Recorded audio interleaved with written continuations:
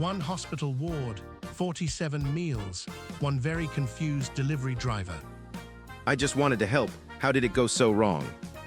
I was just complaining about the food, Jake. Just complaining. Inspired by the kind of story you'd find on Reddit. Welcome back to English Through Stories. I'm Oliver, and today we have a tale that involves a hospital, a food delivery app, and one man's catastrophic inability to read the fine print. Joining me, as always, are Jake and Sophie. Hey everyone, and look, before we even start, I just want to say I genuinely thought I was doing something nice. Like, that's the part that really gets me.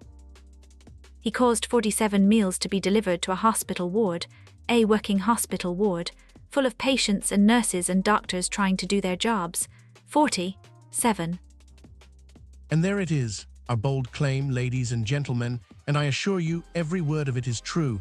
Well, true in the way that all good stories are true. Now let's set the scene.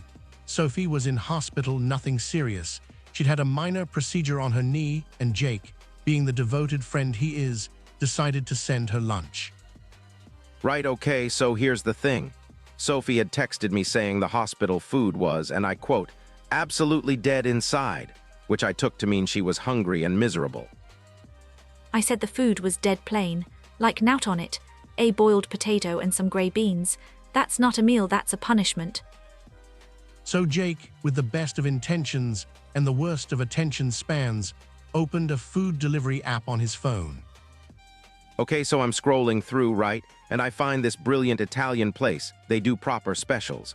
Like, a special is when a restaurant has a limited time dish, usually something seasonal or a chef's favorite, and this place had a lunch special that was honestly incredible looking. Pasta, garlic bread, the works. And I would have loved that, one of those, just the one. But here is where the story takes its fateful turn. The restaurant listed their specials with a little drop-down menu, choose your quantity, and the default quantity was set, for reasons known only to the app developers and whatever dark forces guide them, to the number 47. I don't know why it was 47. Like, who defaults to 47? I didn't even look at it, I just hit place order because I was excited, and the total came up as like, weight, 376 pounds, and I nearly dropped my phone into the toilet. He was in the toilet when he ordered it. Of course he was. I was multitasking. Anyway, I tried to cancel immediately, like I hit cancel so fast, but the app said, and this is word for word, your order has been confirmed and the restaurant has begun preparation. In like 30 seconds. How are they that fast? A fair question. The answer, it turns out, was that the restaurant had an automated system. The moment payment cleared, the kitchen received the order and started printing tickets. 47 portions of penne arrabbiata were now being cooked for one woman with a sore knee on the third floor of St. Catherine's Hospital. I'm just lying there, right, watching telly, icing my knee, and I get a text from Jake that just says, and I remember this exactly, it says, "So funny story, don't panic," which are genuinely the most terrifying words in the English language. I was trying to soften the blow. I also called the restaurant to ask about substitutions, like, I thought maybe they could swap some of the pasta for something else and split it into smaller orders or something. But the guy on the phone just laughed. He actually laughed. Now for our learners, a substitution in food ordering means swapping one item for another. For example, can I have chips as a substitution for the salad? Jake was essentially asking if 47 pastas could become something more manageable. The restaurant guy was like, sir, we have already made the pasta, we cannot unmake the pasta. Which, fair enough, honestly fair enough. So meanwhile I've rung Jake back, and he's explaining this whole thing, and I'm trying to keep my voice down because I'm in a shared ward with 5 other people, and I do not want them to hear what's happening. But of course, they heard. They absolutely heard. The woman in the bed next to me, lovely lady, she'd had her appendix out, she goes, "Did he just say 47? And I just put a pillow over my face. Okay, but here's where I genuinely tried to fix it, right? I looked at the delivery instructions on the app. You can leave special instructions for the driver, like leave at door or ring bell twice. So I wrote in the special instructions box, please note this is going to a hospital, please be discreet, do not bring all bags at once. Discreet to mean quiet and careful so as not to draw attention. The delivery driver's interpretation of discreet, it would emerge, was somewhat different from Jake's. He arrived at the hospital with a trolley, an actual trolley, like a hotel luggage trolley, stacked with bags, and he asked the reception nurse, dead polite apparently, he asked her to direct him to the pasta lady on Ward 3. The pasta lady. I'm so sorry, Sophie, I can't. The pasta lady, that was me. That was my identity in that hospital from that moment forward. Even the consultant called me that when he came to do my discharge. He went, "You're the pasta lady, I heard about you." The delivery driver, to his eternal credit, navigated through the hospital corridor with his trolley of 47 portions of penne arrabbiata and arrived at Sophie's ward at approximately 1:15 in the afternoon. The ward sister, a no-nonsense woman, called, and were using this name with great affection. Well, she met him at the door. She opened the door and she just looked at this man and his trolley and she went, completely flat voice, "What is this?" Not even a question, just flat. "What is this?" And I was on the phone to Sophie at this exact moment, because I was trying to help coordinate, and I heard the ward sister in the background, and I genuinely considered just hanging up and moving to a different country. Now what happened next is the part of this story that I find most delightful. Sophie, faced with 47 portions of Italian food and a ward sister who looked like she could discharge someone just by staring at them, made a decision. I said to her, and I don't know where I found the courage, I said, "I'd like to place a standing order for the ward."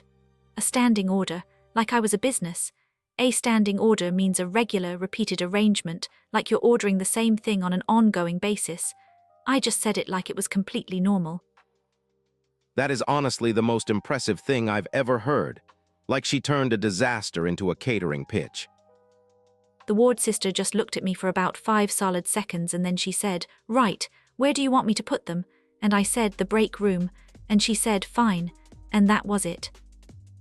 And so 47 portions of penne arrabbiata were distributed across the break room, the nurse's station.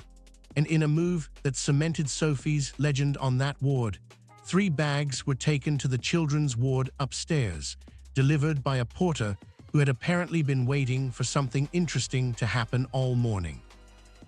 Okay, but you have to tell them about the bill, because that's not even resolved yet at this point. So Jake is on the hook for £376, right? And he rings the restaurant again to ask about a refund. And the manager gets on and he says, very professionally, "I understand you're requesting a refund. However, our policy is that once an order has been prepared and delivered, we cannot issue a full refund, but we can offer you a voucher." A voucher for their restaurant, which I never want to go to again for the rest of my life. But okay, so I ask, how much is the voucher? And he says, £20. And I couldn't even be angry. It was too ridiculous to be angry. For our learners, a voucher in this context is like a gift credit, an amount you can use toward a future purchase. The restaurant offered Jake £20 toward a future order. Jake had spent $376. He took the voucher. He took it. He's still got it on his phone. He showed me the other day. I'm going to use it eventually. It's £20. Look, I went through something. I deserve those £20. Now the story does have something of a happy ending, or at least a warm one, because it turned out that several of the nurses on Sophie's ward had been working a double shift and had not had a proper meal since the night before. The pasta arrived at exactly the right moment. One of the nurses, she'd been on since 6 in the morning, she came over to my bed and she goes, "I don't know who you are or what happened, but that was the best lunch I've had in this hospital in 3 years." And she squeezed my hand. I nearly cried. See, I'm a hero, an accidental hero, but still. You're not a hero, you're a liability. There's a difference. The distinction, Jake, is meaningful. Now, before we wrap up, let's talk about the app, because buried in the chaos of all this is actually a very common frustration with food delivery apps. Jake, walk us through what you think went wrong. Okay, so the app had this menu. You know how you browse through and there's like a set menu option where you pick from a fixed list of dishes at a fixed price. And within that, there's the add-on option where you can add extras to your order. I thought I was just adding a side dish. I was not. I was changing the quantity. The whole thing was designed in a way that was honestly criminal. A set menu for our learners is a pre-selected list of dishes, often at a fixed price. The restaurant chooses the options, and you pick from them. It's different from an à la carte menu where you choose each item individually. Many delivery apps use set menu formats for their lunch specials. And an add-on, so when you're ordering and they say, would you like to add garlic bread for 99 pence, or add a soft drink, that's an add-on. It's an extra item you can include with your main order. Jake thought he was tapping an add-on. He was tapping a quantity selector. It was a very small button is all I'm saying. Very small, on a very bright screen, in a bathroom. And there we have it, the complete, glorious, mortifying saga of the 47 pastas. But before we close, I do want to touch on one more piece of vocabulary that came up, because when Jake eventually managed to reach the app's customer service, he tried to dispute the charge. Yeah, so I asked for the itemized receipt. That's the detailed version of your bill that breaks down every single item and its price separately. I wanted to show them that the quantity was clearly a default error. And the receipt showed, line by line, 47 times penne arrabbiata, £7.99. 47 lines. They did actually refund him £150 in the end, to be fair, after he filed a complaint, so it wasn't a total disaster financially. £226 for accidentally feeding a hospital ward. Honestly, worse ways to spend money. And on that surprisingly generous note, let's do a quick recap of the vocabulary we covered today. We had specials, limited-time dishes at a restaurant, substitution, swapping one item for another, special instructions, notes you leave for the driver or restaurant with your order, standing order, a regular, ongoing arrangement, a set menu, a fixed list of dishes chosen by the restaurant, add-on, an extra item added to your main order, itemized receipt, a detailed bill listing every item and price, and of course, a voucher, a credit you can use toward a future purchase. All of those used in the gloriously ridiculous context of one man and 47 pastas. I still get called the pasta lady when I walk past that ward. I had a follow-up appointment last month and the receptionist recognized me. She goes, "Oh, it's you," dead cheerful, like I was a celebrity. You are a celebrity. You fed that hospital. You're like a modern-day, I don't know, pasta saint. If you ever try to order me food again, I will eat the grey beans. I will eat every last grey bean and I will be grateful for them. And on that beautiful threat, we'll leave it there. Thank you so much for listening to English Through Stories.